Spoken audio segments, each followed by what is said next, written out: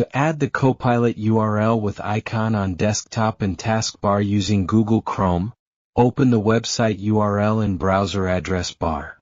Click the three-dot menu in the top right corner of the Chrome window. Go to Cast, Save and Share. Here you can either install the page as an app or simply select the Create Shortcut button. You will have the option to name the shortcut.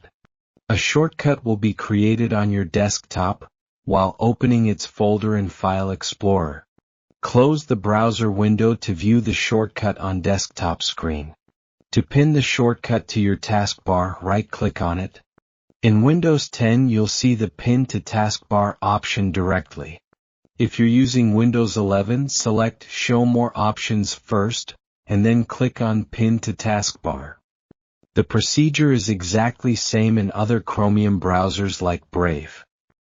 Discover Dozro.com for free courses on graphic design, video editing, browser tips, computer tricks, and website creation. You'll also find an impressive range of products, most priced under $20.